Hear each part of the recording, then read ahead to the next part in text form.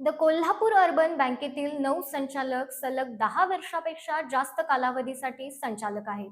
अशा संचालकांना अपात्र करून त्यांच्यावर त्वरित कारवाई करावी यासाठी 15 ऑगस्ट रोजी बँकेच्या ध्वजारोहणाच्या दिवशी आत्मदहन करण्याचा इशारा माजी कर्मचारी आणि बँकेचे सभासद संजय कुमार वाळके यांनी पत्रकार परिषदेमध्ये दिला.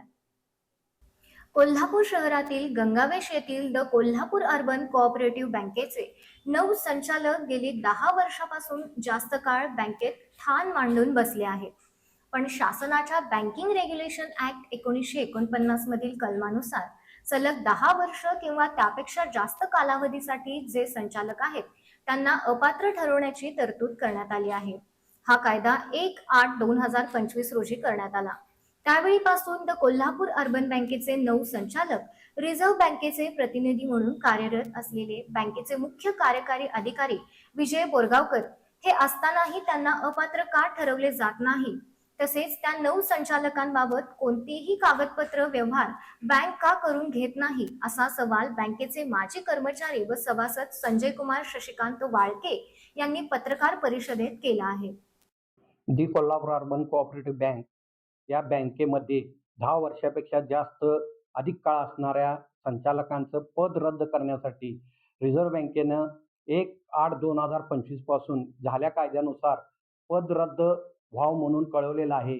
आणि याबाबत मी बँकेचे CEO यांच्याकडे पत्रव्यवहार केला असता त्यांनी त्याची दाद न घेतल्याने सहकार आयुक्त यांच्याकडे मी पत्रव्यवहार केला. त्या पत्राची दखल घेऊन सहकार आयुक्त यांनी बँकेच्या CEOंना या कारवाईबाबत लेखी कळवले, तरी सुद्धा बँकेचे CEO कारवाई करण्यास तयार नाहीत.